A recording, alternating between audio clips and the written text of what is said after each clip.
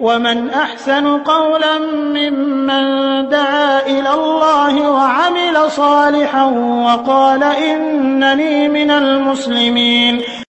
আসসালামু আলাইকুম ওয়া রাহমাতুল্লাহি ওয়া বারাকাতুহু। আমাদের একজন ভাই প্রশ্ন করেছেন যে হার্বালের ওষুধ খেয়ে শরীরের অতিরিক্ত চর্বি, মেদ বা ফ্যাট এটা কমানো যাবে কিনা।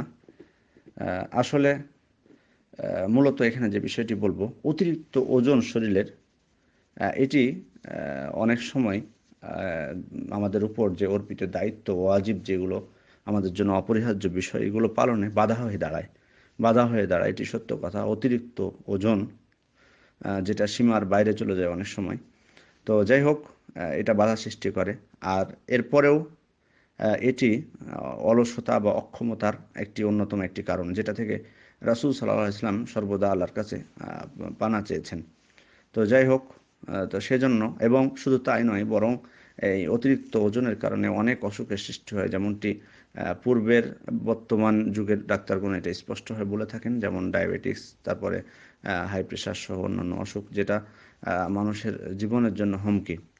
আর একজন মুমিন ব্যক্তির উচিত সদা সর্বদা তার স্বাস্থ্যের দিকে খেয়াল রাখা। আর বিশেষ করে পবিত্র কোরআনেতে স্পষ্ট বলা হয়েছে, ওয়ালা তুলকু বিআইদিকুম ইলা তাহলুকা, তোমরা নিজেদেরকে স্বহস্তে নিজেদেরকে ধ্বংসের দিকে ঠেলে দিও না। তো যাই হোক, এখানে যখন একজন ব্যক্তি এটার জন্য যখন ডাক্তাররা বলতেছেন যে এটা তার শরীরের জন্য মারাত্মক, এই অবস্থায় যদি ওষুধ এরকম থাকে, হার্বাল বা অন্য কোনো হার্বালের, আমার যেটুকু জানা আছে, জানি না হার্বালের জন্য আপনার আপত্তি কিনা। হার্বালের তো আমার যেটুকু জানা আছে, সেখানে গাছের তৈরি তাদের কাছে ওষুধ থাকে, আমি এটি ভালো হিসেবে জানি না অন্য কোনো দিক আছে কিনা। তো যদি হয়ে থাকে, এরকম কোনো ওষুধ থাকে, তাহলে এটি খেতে কোনো বাধা নেই। এই অবস্থায় বাধা নেই। আর এখানে আরেকটি প্রশ্ন চলে আসবে যে অতিরিক্ত ওজন বাড়ানো যাবে কিনা। ওজন বাড়ানো, এটা তো হলো কমানো, কেউ বাড়ানোর বিষয়ে বলেন। বাড়ানোর বিষয়ে যেটি সেটি হলো যে যদি অতিরিক্ত কেউ পাতলা হন, যেটা মানে তার শরীরের জন্য ভালো না, অথবা মানে তার শরীরের গঠনই দুর্বল গঠন হয়, তাহলে এই অবস্থায় মানে তাকে শক্তিশালী করার জন্য সেটা ওষুধ খাওয়া যেতে পারে, কোনো সমস্যা নেই। কারণ এটাও কিন্তু তার ওপর অর্পিত দায়িত্ব পালনেও কিন্তু বাধা হয়ে দাঁড়ায় একজন মানুষের উপর, অতিরিক্ত দুর্বলতা।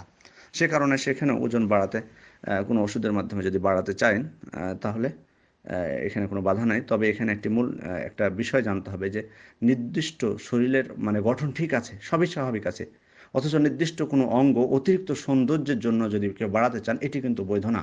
এটি বৈধ না এটি বৈধ না, যেমনটি করে থাকে অনেক মহিলারা। তো নির্দিষ্ট কোনো অঙ্গ বাড়াতে, মানে তারা বাড়ানো, অতিরিক্ত সৌন্দর্যের জন্য এটা যদি বাড়াতে চান, অমুসলিমদের অনুকরণ, এটি অমুসলিমদের অনুকরণ বলা যায়। যাই হোক, মূল কথা হলো যে তার শরীরের গঠন স্বাভাবিক রয়েছে, কিন্তু কি করতেছেন, অতিরিক্ত সৌন্দর্যের জন্য মানে কোনো ওষুধ খেয়ে সেটা বা কোনো কিছুর মাধ্যমে সেটা বাড়াতে চাচ্ছেন। ওলামা একরাম এটাকে অবৈধ বলেছেন, এবং এটা আল্লাহ সৃষ্টিতে পরিবর্তন বলে গণ্য করেছেন, যেটা শরীয়তে হারাম করা হয়েছে। এই অবস্থায় কিন্তু এমনি স্বাভাবিক যদি দুর্বল হয় বা ওজন কম হয়, ডাক্তাররা যদি বলেন এটা ক্ষতির কারণ, তাহলে এটা সেরকম ওষুধ নিতে কোনো বাধা নেই।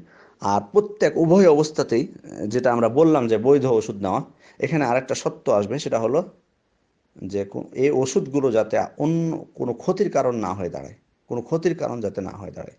যে ওষুধই হোক না কেন, সেটা অ্যালোপ্যাথিক বা হোমিওপ্যাথিক, হার্বাল, যেটাই হোক না কেন, আপনার যাতে অন্য কোনো ক্ষতির কারণ না হয়ে দাঁড়ায়, এটাও দেখতে হবে। কারণ শরীয়তের একটি মূলনীতি হচ্ছে লা দররা ওয়ালা দিরার, তোমরা নিজে ক্ষতিগ্রস্ত হয় না, অন্যের ক্ষতি করো না। তো এখানে ক্ষতির কারণ হয়ে যদি দাঁড়ায়, তাহলে সেটা নেওয়াটা বৈধ হবে না। তো যাই হোক, এ বিষয়ে বিশ্বস্ত আমানতদার ডাক্তারের কাছে যে পরামর্শ নেওয়াটাই সব থেকে বুদ্ধিমানের কাজ হবে। আশা করি বিষয়টি বুঝেছেন। আসসালামু আলাইকুম রহমতুল্লাহ বরকাত।